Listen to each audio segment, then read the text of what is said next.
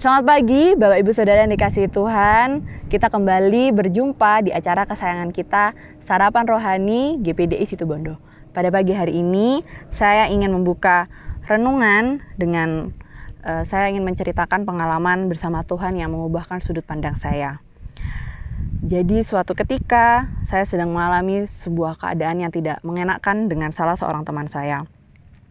Sebetulnya saya dan beberapa teman saya tanpa sadar kami melakukan sesuatu yang ternyata sudah melukai hati dari salah satu teman kami. Kami niatnya hanya bercanda, namun ternyata teman saya ini merasa tidak nyaman dengan apa yang dia terima dengan candaan kami. Meskipun kami tidak berniat buruk, tapi perlakuan kami ternyata sudah keterlaluan bagi teman kami ini. Lalu singkat cerita, ketika saya tahu bahwa dia merasa tidak nyaman dengan apa yang kami lakukan, di hati saya tuh sudah timbul suatu dorongan untuk minta maaf kepada teman saya itu. Tapi yang saya lakukan adalah saya mengelak dan saya mengatakan pada diri saya sendiri bahwa saya tidak salah. Kami kan cuma bercanda. Kenapa saya harus minta maaf? Setelah beberapa hari saya mencoba untuk melupakan dorongan tersebut, saudara. Tapi ternyata dorongan itu terus muncul, terus timbul di hati. Sampai di suatu hari Minggu ketika saya ke gereja, saya mendengarkan sebuah khotbah. Nah, di dalam khotbah itu ada sebuah pertanyaan yang menegur hati saya. Sebetulnya di hati kita ini siapa sih yang bertahta sekarang ini? Apakah aku atau Yesus? Di titik itu, saudara, saya jadi seperti orang yang tiba-tiba terbangun dari sebuah mimpi. Saya yakin bahwa Roh Kudus yang mengingatkan saya bahwa ketika Yesus yang bertahta di hati saya, maka pola pikir dan sudut pandang yang saya harusnya miliki adalah sama seperti yang Yesus juga miliki. Waktu itu saya merasa bahwa Yesus mau saya untuk melihat dari sudut pandang teman saya. Mengerti bahwa ukuran yang saya pakaikan pada diri saya sendiri itu belum tentu cocok dengan teman saya ataupun orang lain. Hal yang kita anggap sepele, belum tentu orang lain juga anggap sepele, saudara. Orang lain juga punya ukuran mereka sendiri, punya beban sendiri yang Tuhan tahu seberapa paskah untuk mereka. Setelah saya sadar, dalam doa ketika khotbah sudah selesai, saya bilang, Tuhan Yesus, Kau memenangkan hatiku. Dan saya memberanikan diri untuk meminta maaf kepada teman saya itu. Dan ternyata hubungan saya dan teman saya dipulihkan oleh Tuhan.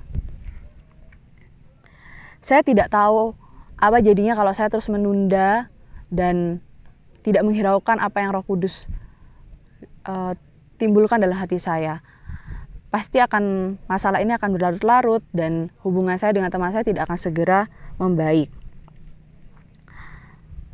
Ketika kita mau menukarkan apa yang kita pegang selama ini, entah sudut pandang kita yang lama, pola pikir kita, atau apapun yang selama ini kita tidak sadari sudah kita miliki selama bertahun-tahun, padahal hal tersebut tidak sesuai dengan apa yang Yesus mau.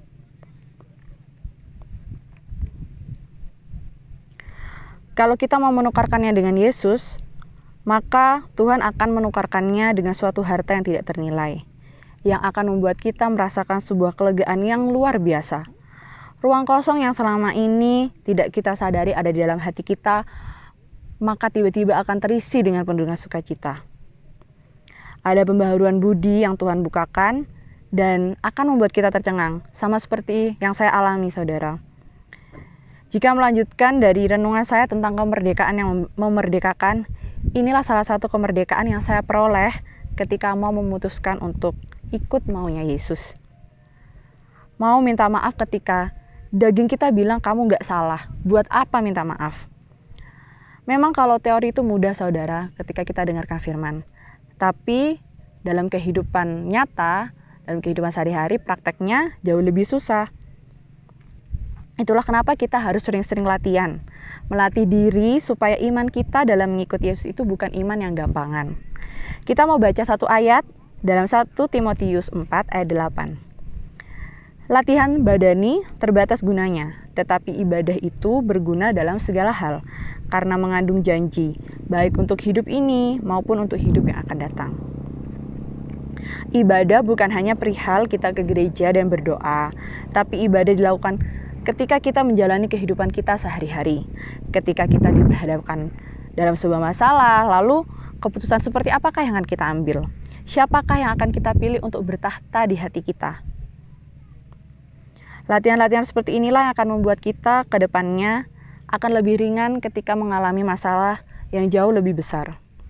Kita mau baca satu ayat lagi dalam Matius 6 ayat 24. Tak seorang pun dapat mengabdi kepada dua tuan, karena jika demikian ia akan membenci yang seorang dan mengasihi yang lain, atau ia akan setia kepada yang seorang dan tidak mengindahkan yang lain. Kamu tidak dapat mengabdi kepada Allah dan kepada Mamon. Mamon di sini adalah gambaran dunia, kedagingan, hidup yang lama. Saat kita diperhadapkan dengan semuanya ini, dengan permasalahan yang ada, siapakah yang akan jadi tuan atas hati kita? Kitalah yang akan memutuskannya, saudara. Inilah pertanyaan yang harus sering muncul dalam kita menjalani hidup ini. Kelihatannya kecil, sepele, tapi iblis bisa menjadikan itu sebagai kesempatan untuk menjadikan kita pengikutnya. Untuk menutup renungan pada hari ini, ada sebuah gambar ilustrasi yang akan ditayangkan. Ilustrasi ini memiliki arti ketika Yesus meminta apa yang kita miliki, entah pola pikir kita, sudut pandang kita, yang semuanya adalah tentang kita dan sebagainya.